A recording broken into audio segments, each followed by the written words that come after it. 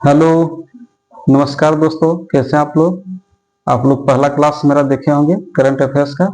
आइए आज उसी सीरीज में हम लोग रिवीजन सीरीज में दूसरा क्लास देखते हैं करंट अफेयर्स का। आप लोग थंबनेल में देख लिए होंगे 10 इंपॉर्टेंट टॉपिक उठाए हैं आज भी, और बहुत ही ज्यादा इंपॉर्टेंट है कोई भी एग्जाम के लिए, यूपीएससी लेवल का हो या स्टेट पीसीएस हो या कोई भी सीजीएल, सेंट्रल सीजीएल हो या कोई भी स्टेट का एसएससी हो। हर छोटा से छोटा या बड़ा एग्जाम में ये 10 टॉपिक बहुत इंपॉर्टेंट है। तो आइए हम लोग पहला टॉपिक से स्टार्ट करते हैं। 10 तैयार किए हुए हैं आप लोग। ये रिवीजन सीरीज है, रिवीजन के तौर पर सुनिएगा इसको। और यदि कोई नए देख रहे होंगे, यदि नहीं पढ़े होंगे टॉपिक, तो कॉपी में नोट भी कीजिएगा। आइए 10 टॉपिक तैयार किए हुए, छोटा वीडियो रहेगा लेकिन 10 इंपॉर्टेंट टॉपिक है। चलिए पहला देखते हैं हम लोग। आसियान। आसियान का जो 47वां अधिवेशन हुआ, आप लोग को पता होगा कहाँ, कुआलालंपुर, मलेशिया की राजधानी कुआलालंपुर में हुआ। कब हुआ था, तो 26 अक्टूबर को जो समिट हुआ था। उसमें से पूर्वी तिमोर एक ठो नया देश है, टापू देश है, उसको क्या 11वां सदस्य देश के रूप में शामिल किया गया है।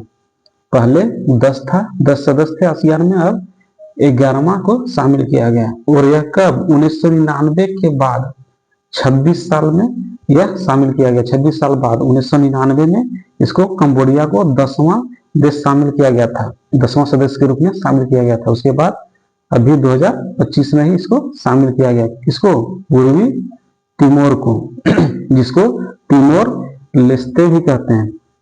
ठीक है, अब देख लेते हैं थोड़ा सा और जानकारी इसमें। आसियान आप लोग को पता होगा, association of south east Asian nation होता है, दक्षिण पूर्वी जो देश होता है उसी का एसोसिएशन है। इसका स्थापना 8 अगस्त 1967 को हुआ था, किया गया था थाईलैंड बैंकॉक में किया गया था।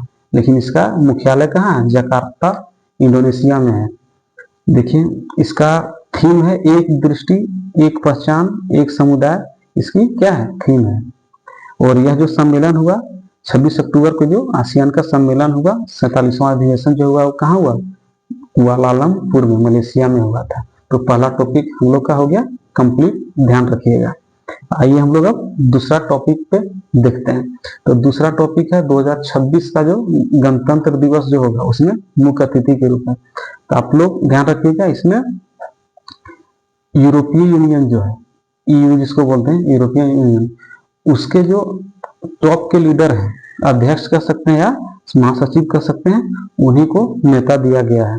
आधिकारिक रूप से भी इसका घोषणा नहीं हुआ, लेकिन आप लोग कंफर्म ही मानिए कि यूरोपीय संघ के शीर्ष अधिकारी 2026 के गणतंत्र दिवस समारोह में भारत में वही मुख्य अतिथि के रूप में आएंगे, ईयू के, यूरोपियन यूनियन के। तो ये रहा हम लोग का दूसरा टॉपिक। तीसरा पॉइंट देखते हैं। तीसरा टॉपिक हम लोग उठाए हुए हैं, आप लोगों को पता होगा, अभी आप लोग हाल फिलहाल में मैच भी देखे होंगे। भारतीय महिला टीम जो वर्ल्ड कप जीती है, आईसीसी महिला वर्ल्ड कप पहली बार, उसी के रिलेटेड है। देखिए 2 नवंबर 2025 को खेला गया था भारत और दक्षिण अफ्रीका के बीच आईसीसी महिला विश्व कप, एक दिवसीय विश्व कप। उसमें भारत ने दक्षिण अफ्रीका को हरा के वर्ल्ड कप का फाइनल जीत लिया। तो उसी में से प्लेयर ऑफ द टूर्नामेंट दिया गया है दीप्ति शर्मा को, याद रखिएगा, player of the tournament Deepti Sharma को, और player of the match Shafali Verma को दिया गया है। और इसका होस्ट कंट्री था इंडिया और श्रीलंका, दोनों ने मिलकर आईसीसी वर्ल्ड कप को होस्ट किया था। और भारत का ये पहला महिला विश्व कप वर्ल्ड कप है जो जीती है। तो ये हो गया। आइए अब हम लोग चौथा टॉपिक पे बात कर लेते हैं। चौथा टॉपिक भी बहुत फेमस है, बहुत अभी न्यूज में था, अभी 1-2 दिन पहले ही हुआ था। इसरो ने लॉन्च किया, आप लोग पता होगा, बाहुबली रॉकेट। तो उसी के बारे में देखिए, इसरो ने रचा इतिहास, CMS, याद रखिए CMS-03, जिसको जीसैट 7R भी कहते हैं। जीसैट सीरीज में यह 7वां है। R मतलब होता है रिप्लेसमेंट, तो वही 7वां सीरीज है जीसैट का। तो वही CMS-03 उपग्रह का सफल प्रक्षेपण किया है भारत ने, यानी इसरो ने, इसरो के द्वारा। देखिए रॉकेट का नाम क्या है, याद रखिएगा, LVM-3, जिसको M5 भी बोलते हैं, LVM-3 M5। और इसका नाम क्या है, बाहुबली नाम दिया जाता है। ठीक है, तो 2 नवंबर 2025 को लॉन्च किया गया था। कहाँ से, आंध्र प्रदेश के श्री हरिकोटा से लॉन्च किया गया था। यह अब तक का यह सबसे भारी सैटेलाइट है। भारत के द्वारा अपने देश में विकसित रॉकेट के द्वारा जो लॉन्च किया गया अब तक का सबसे भारी सैटेलाइट था। कितना?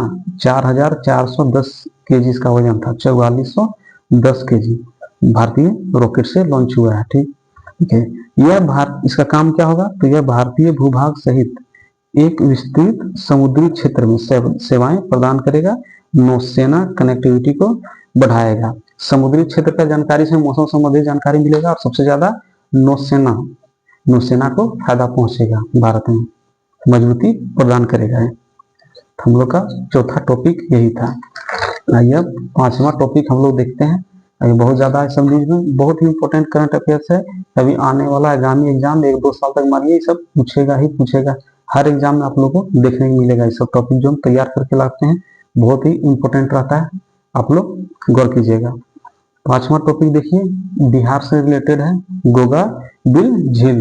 याद रखिएगा, बिहार के कटिहार, याद रखिएगा कहाँ? कटिहार में स्थित है कौन? गोगाबिल झील को देश का 94वां रामसर स्थल घोषित किया गया है। भारत का 94वां रामसर स्थल किसे घोषित किया गया? तो गोगाबिल झील को, जो कहाँ स्थित है? बिहार के कटिहार में स्थित है। ठीक, रामसर कन्वेंशन आप लोग को पता होगा 2 फरवरी 1971 को हुआ था। और 2 फरवरी को क्या मनाते हैं हम लोग? विश्व आर्द्रभूमि दिवस, वर्ल्ड वेटलैंड डे।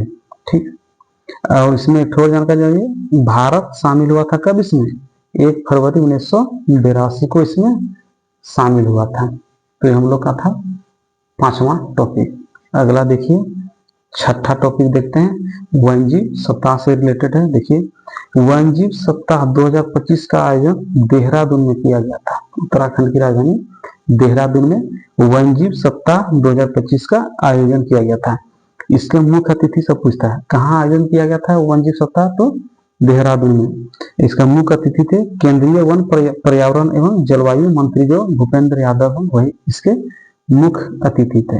और इसका थीम था मानव वन्यजीव सह अस्तित्व। वन्यजीव सप्ताह 2025 का थीम क्या था? मानव वन्यजीव सह अस्तित्व। इसके मुख्य अतिथि कौन थे? केंद्रीय वन पर्यावरण एवं जलवायु मंत्री भूपेंद्र यादव। और वन्यजीव सप्ताह 2025 का आयोजन कहाँ किया गया था? तो देहरादून में। ठीक है, हम लोग का ये हो गया, छठा टॉपिक कंप्लीट हो गया। आइए देखते हैं सातवां टॉपिक। सातवां टॉपिक भी बहुत ही ज्यादा इंपॉर्टेंट है। एनसीआरबी आप लोग को पता होगा, इसका क्या होता है? राष्ट्रीय अपराध रिकॉर्ड ब्यूरो 2023 का रिपोर्ट जारी हुआ था। National crime report bureau NCRB का रिपोर्ट आया है 2023 में।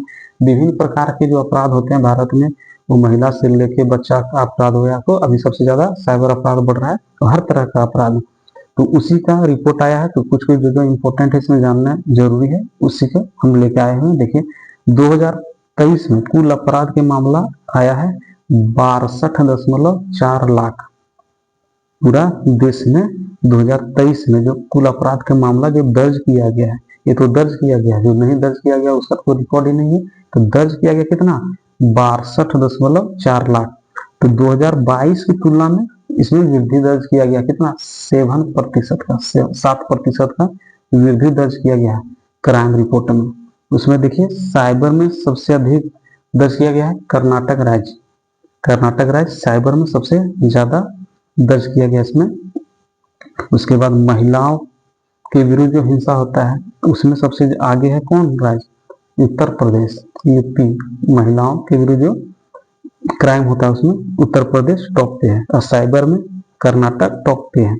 और एसटी एससी का जो मामला देखते होंगे आप लोग, सुनते होंगे, तो एसटी में भी मणिपुर में जो हिंसा हुआ है उसी के चलते मणिपुर टॉप में चल रहा है एसटी के विरुद्ध अपराध मामले में। उसके बाद एससी में फिर उत्तर प्रदेश है, महिलाओं में उत्तर प्रदेश, एससी में उत्तर प्रदेश। ठीक, उसके बाद किसानों की आत्महत्या, ये भी क्राइम में ही आता है। तो किसानों की आत्महत्या में महाराष्ट्र टॉप पे चल रहा है। ठीक है, और इससे रिलेटेड थोड़ा जानकारी देख लेते हैं। नेशनल क्राइम रिपोर्ट ब्यूरो की स्थापना 1946 में हुआ था, गृह मंत्रालय के अंतर्गत आता है। तो हम लोग का हो गया सातवां टॉपिक कंप्लीट। अब आइए देखते हैं आठवां टॉपिक, बहुत ही इंपॉर्टेंट है, 10 बहुत ही इंपॉर्टेंट है। कोल्ड डेजर्ट के बारे में, जिसको कहते हैं शीत मरुस्थल, कोल्ड डेजर्ट। तो देखिए 27 सितंबर 2025 को चीन के हांगझोउ में हुए 5वें विश्व बायोस्फीयर रिजर्व कांग्रेस में भारत के कोल्ड डेजर्ट को 13वां यूनेस्को बायोस्फीयर रिजर्व घोषित किया गया है। किसको? भारत के कोल्ड डेजर्ट को 13वां, रखिएगा 13वां यूनेस्को बायोस्फीयर रिजर्व घोषित किया गया। यह सम्मेलन कहाँ हुआ था? तो 27 सितंबर को चीन के हांगझोउ में हुए 5वें विश्व बायोस्फीयर रिजर्व कांग्रेस में घोषित किया गया था। यह कहाँ स्थित है? तो हिमाचल प्रदेश का जो लाहौल स्पीति जिला है वहीं पे कोल्ड डेजर्ट स्थित है। उसी को 13वां यूनेस्को बायोस्फीयर रिजर्व घोषित किया गया भारत का। देखिए इसका क्षेत्रफल देखिएगा तो 7,770 वर्ग किलोमीटर है और ऊंचाई देखिएगा तो 3300 से लेकर 3600 मीटर हाइट पे है। तो ये हम लोग का 8वां टॉपिक हो गया कंप्लीट। आइए देखते हैं 9वां टॉपिक। ये भी बहुत ही ज्यादा इंपॉर्टेंट है। आप लोग पढ़े होंगे आईएईए के बारे में आप लोग पढ़े होंगे, international atomic energy agency. IAEA जो परमाणु संबंधित जो कोई भी देश का रहता है उसमें क्या उसके प्रसार को कम करने पर इसका मुद्दा रहता है, वही तो वही इसी के बारे में देखिए। अंतर्राष्ट्रीय परमाणु ऊर्जा एजेंसी आईएईए का 69वां, याद रखिएगा 69वां महाधिवेशन 15 से 19 सितंबर 2025 को वियना, ऑस्ट्रिया की राजधानी वियना है, तो वियना में संपन्न हो चुका है। आईएईए का कहाँ हुआ? तो वियना, ऑस्ट्रिया की राजधानी वियना में इसका 69वां अधिवेशन था, महाधिवेशन 15 से 19 सितंबर 2025 को इसका संपन्न हो चुका है। देखिए इस सम्मेलन का मुख्य उद्देश्य परमाणु ऊर्जा व प्रौद्योगिकी के शांतिपूर्ण उपयोग, परमाणु तो रखिए लेकिन शांतिपूर्ण उपयोग उसका, ठीक है, वैश्विक परमाणु या प्रसार व्यवस्था की रक्षा और अंतर्राष्ट्रीय शांति व सुरक्षा से रिलेटेड था। इसका मुद्दा मेन क्या था? सम्मेलन का मुख्य उद्देश्य या मुख्य फोकस किस पे किया गया था? तो परमाणु ऊर्जा व प्रौद्योगिकी के शांतिपूर्ण उपयोग, वैश्विक परमाणु या प्रसार व्यवस्था की रक्षा और अंतर्राष्ट्रीय शांति व सुरक्षा, इसका मुख्य उद्देश्य था। देखिए 1968 में परमाणु या प्रसार संधि को अपनाया गया जो 1970 से लागू किया गया था। 1968 में परमाणु या प्रसार संधि को अपनाया गया था और 1970 से इसको लागू कर दिया गया था, जो अभी तक कंटिन्यू है। और इसमें अब देखिएगा 191 देश हस्ताक्षर किए हुए अपने परमाणु समझौता के अंतर्गत 191 देश हस्ताक्षर किए, लेकिन भारत इसका सदस्य नहीं, याद रखिएगा हमारा देश इंडिया इसका सदस्य नहीं है। किसका? आईएईए का, इंटरनेशनल एटॉमिक एनर्जी एजेंसी का सदस्य नहीं है। कुछ और इससे रिलेटेड जानकारी देख लेते हैं। देखिए आईएईए संयुक्त राष्ट्र की ही एक क्या है? विशेष एजेंसी है, यूनाइटेड नेशन का ही विशेष एजेंसी है आईएईए। इसका स्थापना 1957 में ऑस्ट्रिया की राजधानी वियना में हुआ था। ये किसके लिए? शांति के लिए परमाणु सिद्धांत के तहत, शांति के लिए परमाणु सिद्धांत के तहत इसकी स्थापना 1957 में ऑस्ट्रिया की राजधानी वियना में किया गया था। और इससे रिलेटेड बहुत इंपॉर्टेंट जानकारी है कि वर्ष 2005 में आईएईए को क्या नोबेल शांति पुरस्कार दिया गया था या मिल चुका है। कब? 2005 में आईएईए को नोबेल शांति पुरस्कार मिल चुका है। तो हम लोग का 9वां टॉपिक हो गया कंप्लीट। आइए आज का अंतिम और इम्पोर्टेंट टॉपिक 10वां टॉपिक देख लेते हैं हम लोग, विश्व मुक्केबाजी चैंपियनशिप। इसके बारे में ये भी पूछेगा क्वेश्चन, ये 100 क्वेश्चन आप लोग सुने होंगे, आप लोग टॉपिक देखे होंगे तो आप लोग समझ गए होंगे कितना इंपॉर्टेंट है। छोटा सा वीडियो रहेगा, रिवीजन के तौर पर आप लोग सुनिएगा। देखिए विश्व मुक्केबाजी चैंपियनशिप में भारत को 2 स्वर्ण पदक मिला है महिला वर्ग में, ठीक है। विश्व मुक्केबाजी चैंपियनशिप में भारत को 2 स्वर्ण पदक मिला है। पहला है मीनाक्षी हुड्डा और दूसरा है जैस्मिन लंबोरिया, दोनों महिला हैं। तो मीनाक्षी हुड्डा को महिलाओं की 48 केजी वर्ग में मिला है और जैस्मिन लांबोरिया को महिलाओं की 57 केजी वर्ग में गोल्ड मेडल मिला है। दोनों को मिलाकर अब तक 10 भारतीय मुक्केबाज वर्ल्ड चैंपियन बन चुके हैं। पहले 8 थे, अब ये दोनों जब जीती हैं दोनों महिला, तो अब कितना हो गया टोटल 10 मुक्केबाज वर्ल्ड चैंपियन बन चुके हैं। ठीक, देखिए इसका आयोजन कहाँ किया गया था? इसका विश्व मुक्केबाजी चैंपियनशिप का आयोजन किया गया था इंग्लैंड के लिवरपूल में। याद रखिएगा, इंग्लैंड के लिवरपूल में इसका आयोजन किया गया था विश्व मुक्केबाजी चैंपियनशिप का। ठीक है, भारत ने कुल 4 पदक जीते, जिसमें से 2 गोल्ड है, 1 कांस्य और 1 रजत पदक है। तो गोल्ड हम लोग देख लिए, मीनाक्षी हुड्डा और जैस्मिन लांबोरिया दोनों गोल्ड जीती है। नुपुर सयोराम, निपुल सयोराम जो है वो रजत पदक जीते हैं महिला के 80 केजी वर्ग में।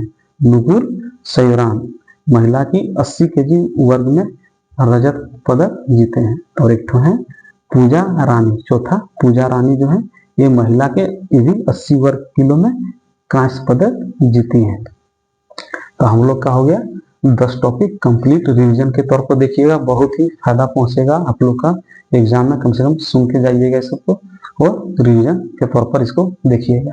तो उम्मीद करते हैं कि आप लोग को ये 10 इंपॉर्टेंट करंट अफेयर्स बहुत अच्छा लगा होगा। तो वीडियो को लाइक और शेयर कीजिएगा और चैनल से जुड़े रहिएगा इसी तरह के अपडेट्स के लिए। चलिए मिलते हैं नेक्स्ट वीडियो में। धन्यवाद।